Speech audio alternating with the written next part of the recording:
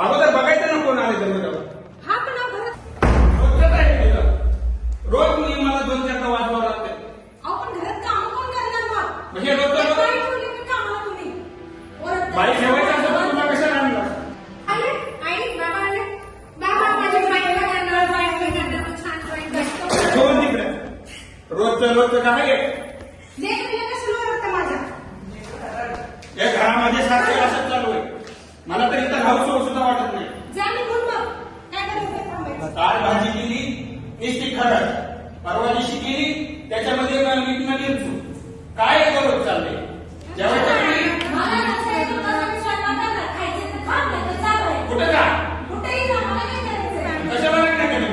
म्हणून करायचं मग, शेत केलं खायचं का? मला अभ्यासही होत नाही, अभ्यास करू देत नाही, नुसते मांडत असतात, नुसतं घरात घेऊन बसते.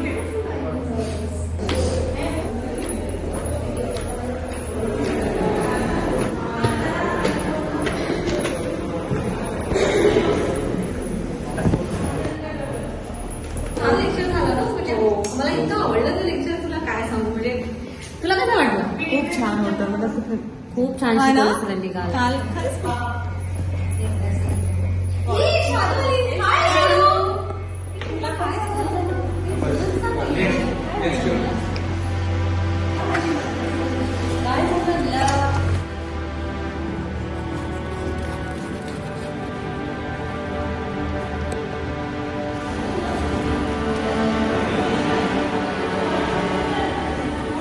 शरू काय झालं तुला?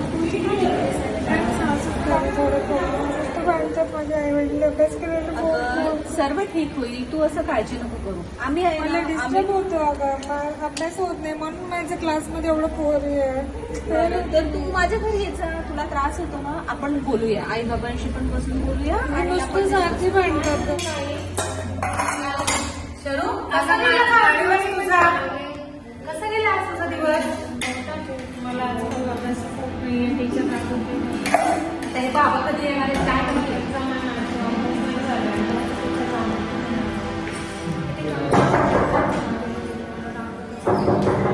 तुझं लक्ष नाही लागत आहे का अभ्यासामध्ये? थांब जरा, ते बाबा आलेत बघते. बाबांना वाढू जेवण? थांब जरा. काय आहे रोज? अहो जेवत होतो आम्ही. मी आलं की जेवत असतील सतत. आम्हाला माहित होतं का तुम्ही आत्ता येणार आहे? आणि मगापासून फोन लावतोय तो सारखं बिजी का बोलत नाहीये. बिझी नाहीये, फोन चार्जिंगला लावलाय. आता मी फोन लावत होतो. पोरीला घेऊन. हे रोजचं चालू तुझं नाटक. तुम्ही रोज रोज माझ्याशी भांडून हे मला जमणार नाही. हे मला जमणार नाही. हे मला जमणार नाही. तुम्ही जास्त आवाज वारंवार रोज काय चालू? हा? एक दिवस झालं, 2 दिवस झालं. रोज बघतोय मी असंच चालू आहे. रावटला जा नाही निघून जा. माझ्या लेकराचं हे नाटक चालू आहे रोज. बसली रडत आता. जा तू जेवून घे. नाटक करती. जा तू जेवून घे म्हटलं. थोड्या नुसतं भांडतात. रोज बाबा- वारंवार म्हणजे घरामध्ये सुख नाही, शांती नाही. नुसतं भांडतात, नुसतं भांडतात. नुसते भांडतात, नुसते दररोज भांडण करतो. मला पेपर सोडवता येत नाही. माझी डळ झाली आहे. मी आधी किती उशीर असायची, छान अभ्यास करायची. बाबा नुसतं पिऊन येतात, दररोज भांडणं. मला त्रास होते यांचं. मी नसलो तर यांनी बरं राहत. मी चालली जाते कुठे तर मला वाटतं.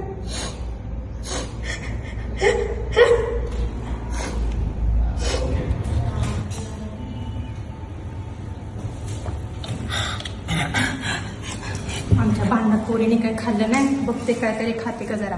शरा, ए शरा, शरा, ए शरा. काय केलं हे पोरीने? अहो लवकर इकडे या. शारूने बघा काय केलंय. लवकर या. अहो लवकर या ना. शारूने बघा पॉइझन घेतलंय. लवकर ऍम्ब्युलन्सला अगं काय झालं? शारा? ऍम्ब्युलन्सला फोन करा. शारा काय झालं शारा? थांबा 108 ला लावतो. हॅलो डॉक्टर, अँब्युलन्स पाठवता लवकर. माझ्या घरी थोडी इमर्जन्सी झालेली आहे, लवकर पाठवा ना.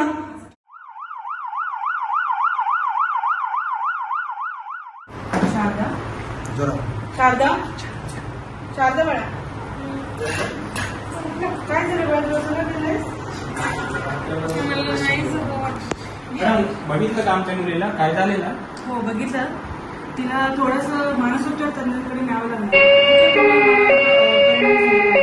मी तुम्हाला एक ऍड्रेस देते, त्या ऍड्रेसवर तुम्ही तिला घेऊन जा. होईल सगळं व्यवस्थित. मी कशी करणार आहे, तुम्ही मला उठून जाणार.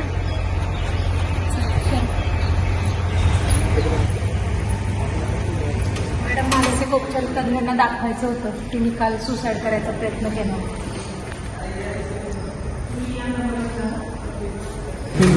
रिक्षावाल्याला करायचं ना. चालेल आपण डॉक्टरकडे घेऊन जाऊ.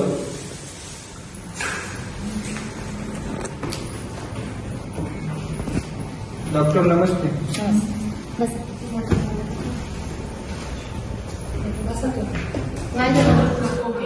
हिने सुसाईड अटेम्प्ट केलेला आहे आणि त्याच्यासाठी आम्ही तुमच्याकडे घेऊन आलेलो.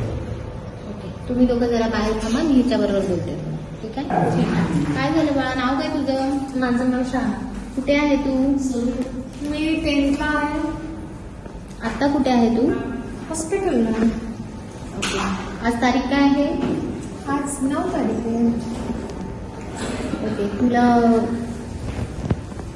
का तू असं का करण्याचा प्रयत्न केला? घरी नुसतं भांडण अभ्यास म्हटलं अभ्यास करू देत नाही माझे बाबा. दररोज भांडतात, आई रडत बसते, दररोज मारतात. मी आधी खूप हुशार होते, मला छान स्कोरिंग यायचे. आता माझे टीचर पण सांगायचे माझे चांगले मार्क्स यायचे. मी कॉलेजमधून यायची, अभ्यासाला बसायची. बाबा दारू पण येतात, काय म्हणाले डॉक्टर? काय झालं माझ्या मुलीला? तुम्हाला माहिती तिने का केलं असं? नाही. त्यांच्या घरातल्या भांडणामुळे दोघांच्या तिने असं केलेलं आहे. वातावरण तुमच्या घरातलं बिघडलेलं आहे, त्यामुळे केलेलं आहे. ह्याच्यामुळेच होतं सारखं भांडण. तुम्ही एकमेकाला दोष देऊ शकत नाही. ह्याला सर तुम्ही दोघंही जबाबदार आहे. ती लहान आहे, तिच्या मनावर परिणाम होत नाही. यासाठी काय करायला लागणार आहे? तुम्ही दोघांनाही तिच्यासमोर अजिबात भांडायचं नाही. काही असतील प्रॉब्लेम ते तुम्ही दोघांनी एकट्यामध्ये सॉल्व्ह करायचे आहेत. तुमच्या दोघांच्या भांडणाचा परिणाम तिच्यावर होतो. आपल्या दोघांच्या भांडणामुळे तिचं जीवन जायची पाळी आली होती. आता आपण इथून पुढे छान राहू. आपल्या मुलीच्या भविष्यासाठी तरी आपल्याला सुखी संसार करावाच लागणार.